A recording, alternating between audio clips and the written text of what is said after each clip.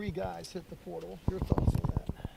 Yeah, this is modern college football. That's I don't think any team's going to be immune to that. Certainly, again, as we've said a lot here over the last several months, we've been preparing for that. And there's got to get our roster to 105. There's some processing that takes place. You don't like it. I've said I don't like it, but it's part of where we're at right now. So everybody has to figure out what's best for them, and we as a program, as we continue to try to grow and start back over with Team 131, that's all part of the process. So that's right on schedule. How's the team looked without that many players out there? It's still good. I don't know how many's out there right now, but there's still over 100 guys out there. They're working hard, showing up, excited to go to work and get a chance to play in a bowl game and go win. Brent, the receiver room especially took a pretty big hit. Been quite a few guys there. Just what's your evaluation of that room going forward? Yeah, well, going forward, getting ready for Navy, most of the guys that helped us all year are going to be the same guys that are going to be out there for the bowl game. So we had a lot of receivers. We were actually over at our number most of the year, and thankfully, so we were able to play with guys this year. And I just see a great opportunity for a great foundation of young players there to continue to grow and develop. Recruited them for a reason. All well thought of guys like a Jacob Jordan made the most of his opportunity. I think he caught 22 catches this year, and so it just creates an opportunity for the next guy, and certainly that'll be an area that is a great focus for us. We've got a lot of guys that would love the opportunity to play here at the University of Oklahoma, so navigating that is what we've been doing for the last several weeks, anticipating.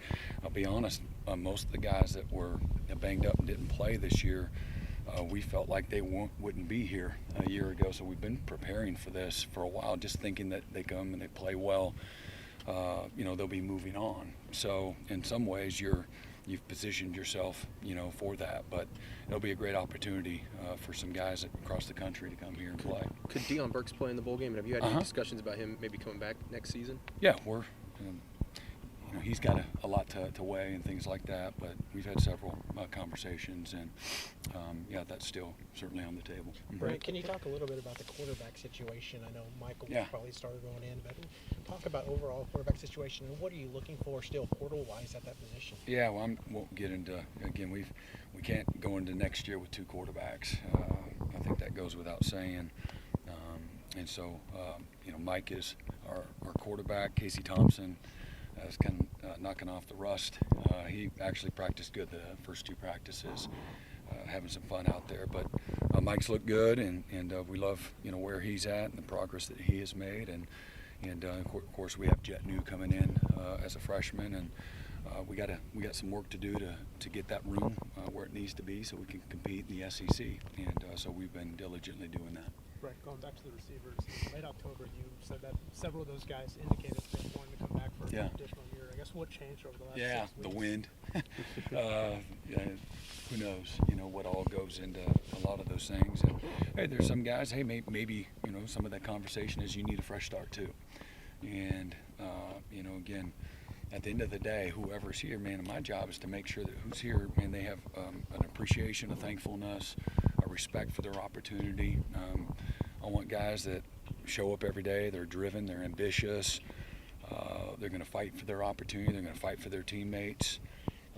The group of guys that chose not to be here, hey, man, they did a great job while they were here, and we certainly wish them well. We're thankful for the time that they were here, but change is a part of where we're at in college football right now. Do you want to create an environment that has consistency and stability and continuity? Absolutely. I think that bodes well for any successful, business, football locker room. But, there's just, this is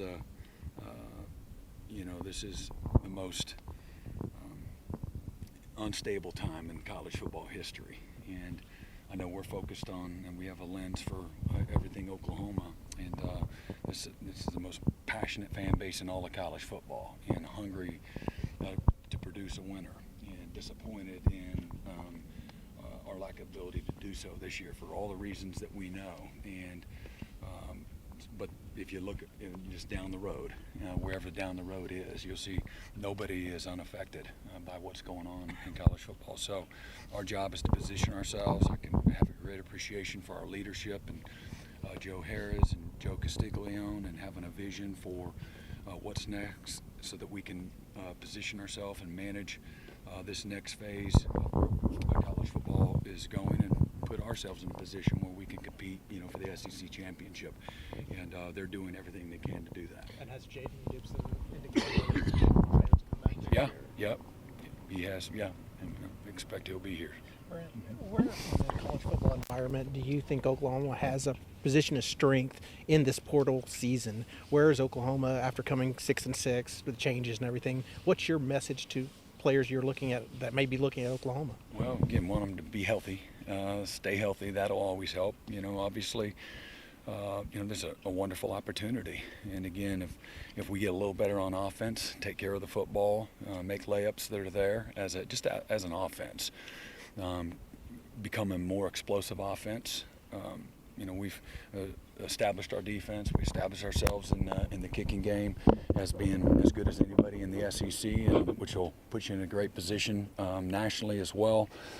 We get that back to what it was a year ago on offense, and the year before that as a top 5, top 10 offense in the country. If we get good, consistent quarterback play, and again, we're respectful of that football, win the margin. Those are, you recruit players to that, and again, you got to hope that you have a healthy football team, that you see people that lose a guy here and there, and all hell breaks loose. And those are handling the injuries is not an easy thing. But that being said, I just think it's a great opportunity. I think it goes without saying, whether you're a offensive lineman, you're a tight end, you're a receiver, you're a quarterback, to be able to align on the other side of the ball with what you're going to see every day, in defense, and how we've recruited and developed there. And again, on the platform that Oklahoma has, this has been as good of a place offensively over decade after decade after decade. And so I look at this year as an aberration, and I got a lot of guys that we've been talking to that look at it that way as well. Brent, is there something special about going up against a triple option team given its roots here in Norman? Yeah, I mean, it's for a defensive coach, it's a challenge, and you actually in particularly the front guys, the defensive line, you have to go back and reteach everything, and it's exactly opposite of what you've been preaching since the moment they put on a helmet as a defensive player. If you get up the field against these guys, they're gonna you're gonna watch the game, you're gonna watch them score, and this is a team that you have to be able to play laterally. You have to stay on your feet. You got to get knocked back, but there's the fine line. And so reteaching, some fundamentals is a big part of this game. Staying on your feet is how you win, and being certainly physical and in all the right spots. But what a great challenge it's gonna. And the history of this program and its roots is it's a real special thing. And as I told these guys, man, the Navy, they can't wait to play a program like Oklahoma. And what you're going to get with these guys, man, they're going to be relentless, and they're going to have the right kind of mindset and toughness. So I'm excited for our guys. We're going to have to take the fight to them and know that, man, we've got to do all the little things right against a team like this that they pride themselves on playing tough and playing relentless and playing with great discipline and fundamentals. Brent, the cut block is the key thing for Navy. Yeah. In triple option teams. How do you work on that on your team? Yeah, I mean, you do it a lot during the year, but you have to spend a lot more time on it. And the few days that we've practiced so far, and then the next couple of weeks, practicing the fundamentals of the cut block will be really important. Brian Newberry, is from here. Went to school at Westmore. Have you crossed paths with him at all? And just if not, what have you thought for and just how he's gotten? Yeah, he's had a fantastic career, and he's a winner.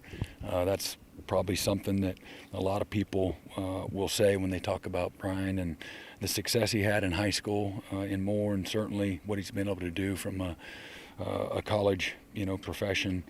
The success that he's had is it's really good, and it's one you great respect for, you know, the program that he's built, the pride and the toughness that his team plays with, so that's kind of cool. I mean, it's a familiar face for a lot of people around here, and you know, I know that'll be something that he's looking forward to as a guy that first time he ever saw a college game was an Oklahoma football game. So it'll mean a lot to him and his staff as well.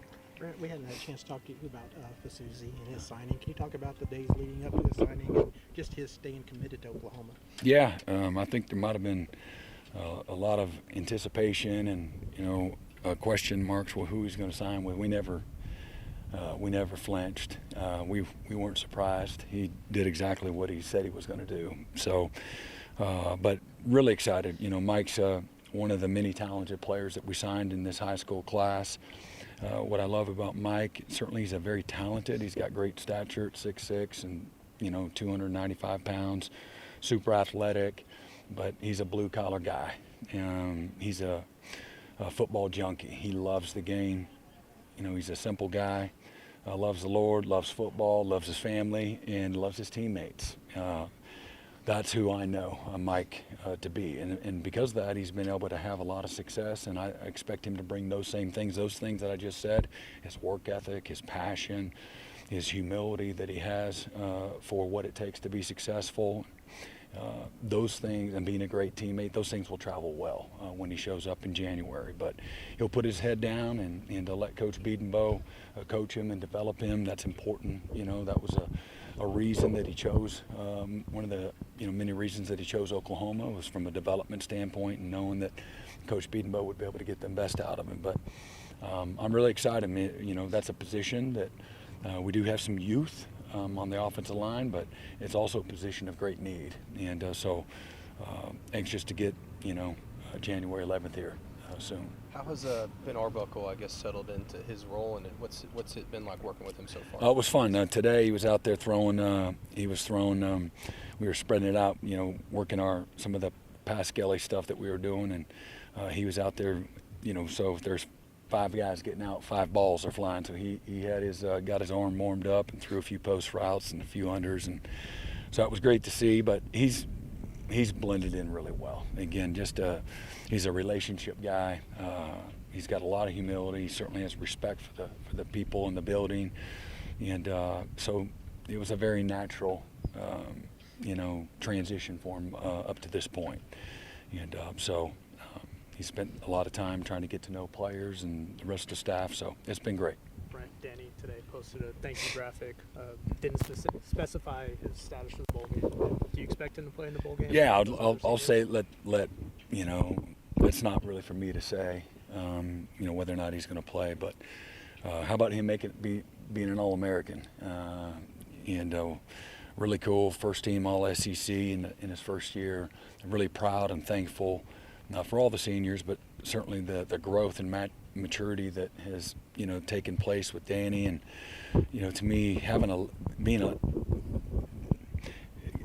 guy that has a legacy somewhere, I think comes from making the place better than when you got there. And if he's done something, he's done that, and he's left his mark.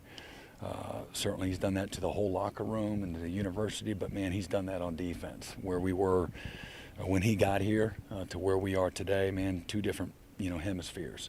And it's his dedication, his persistence, his passion, his love, his commitment, his body of work, along with several of other seniors, you know, Woody Washington, Ethan Downs, you know, Billy Bowman, that group of guys in particular. Man, they have just been fantastic.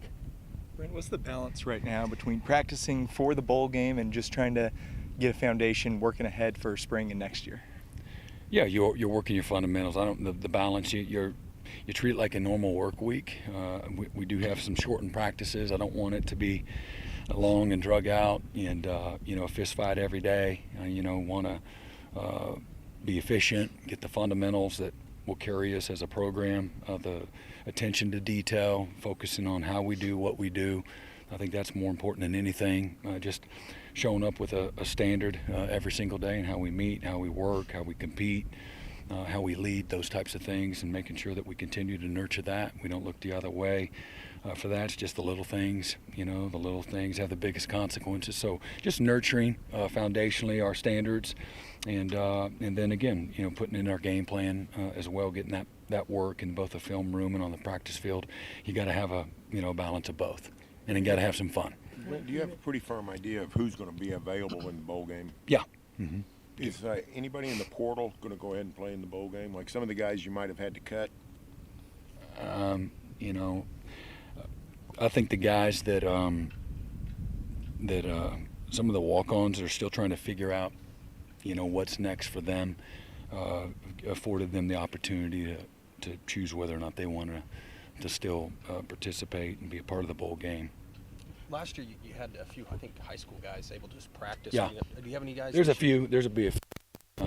And it's all based on when we can get their final transcript, when their last days of school are. So there's a timing mechanism that won't allow everyone, but we'll have a handful of some guys that can experience that as well. Brent, you mentioned the quarterback room being, somewhere you need depth. I want to ask you about tight end. Mm-hmm. How important is it to build that depth at that position? Yeah. And just what's the plan there? Yeah, it's to build the depth back to where we need it.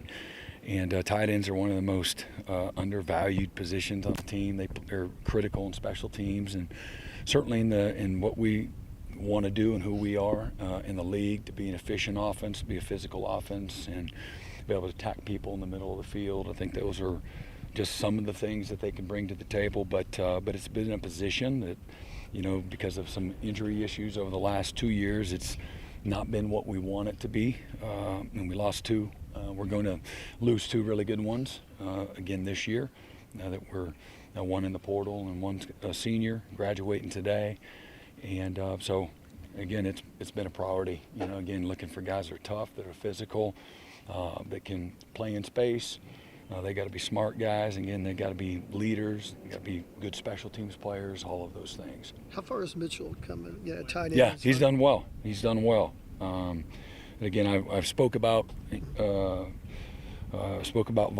a couple of times, I think, with everybody. So I don't want to thanks that way, but again, just should be a senior in high school. And so remember, he's a reclass guy, but he's matured a lot and has had some ups and downs and highs and lows of just what your first year in college is all about. But really proud of his body work and the improvement that he's made. His mindset here the last few weeks of the season, he's really kind of starting to hit his stride in regards to showing up and being to do as well, and knowing what to do once you get on the field. And but again, he's a guy with heavy hands, really good hands, but in blocking. I think if he was standing here right now, he'd tell you he's starting to become really confident in what he's doing, how to play tight. He can play in the bowl game, right? Yeah. Mm-hmm. Brent, I know it's a balancing act. Do you have an idea of how many transfers you'd like to bring in? Yeah, I'll keep that kind of open. Anything can happen with our current roster and there, but it's going to be 8 to 12, give or take. So. Brent, we didn't ask you. We talked to you on the same day, but I want to ask you, when you were hiring an offensive coordinator, was the coordinator coming in, was he required, recommended to keep the entire offensive staff in place? That's a good question. No, I asked everybody I interviewed, hey, what are your non-negotiables? And if you take this job, what do you need to have a disposal to be successful? And I led off every conversation. We got a good staff, but nobody here is obligated to keep anybody. And I just kind of lean back,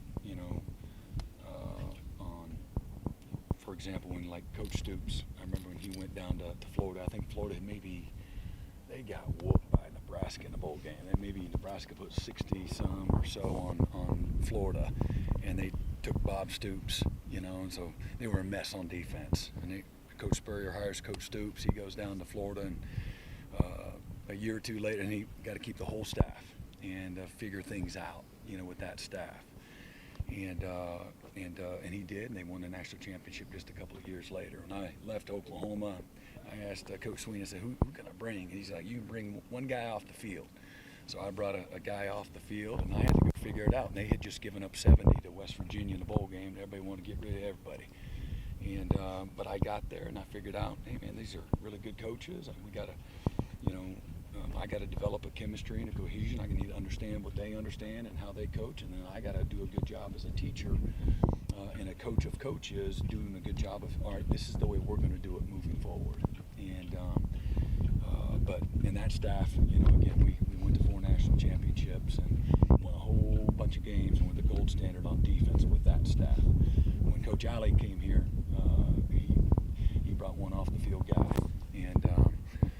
and he was able to take us, and we made steady improvement from year 1 to year 2, and then year 2 to year 3, man, we took another huge step in a whole bunch of categories, and he had to figure out the staff and keep all these guys that we lost 3 games with, and so again, I just use just a couple of those examples, to lean on, and if I felt there was, we needed a change, certainly would do so, but ultimately I made the decision to hire Coach Arbuckle for the reasons I've already expressed, but for who we wanted to be on offense. I wanted an offense that could attract great quarterback play, where you're pushing the ball down the field, you have an explosive offense that would be attractive to every skilled player in the country, and that's what this program has been known for. And just so happened that it aligned when it comes to our staff, but for me,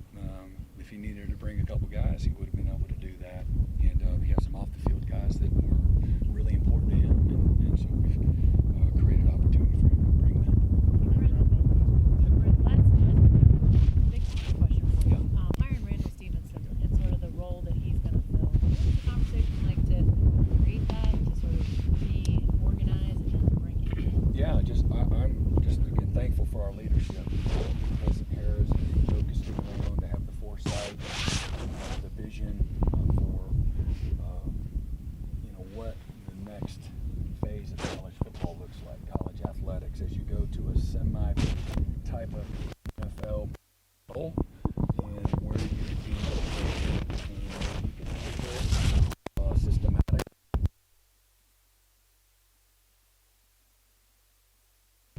That we can do the year-round demand, from the anticipation to the contracts to the open-ended free agents, to the development internally, all the different spaces that are affected. Still having a recruiting mechanism, you're still dealing with 16, 17, 18-year-olds in this new space. I'm really thankful that they've given us the stability internally to be very forward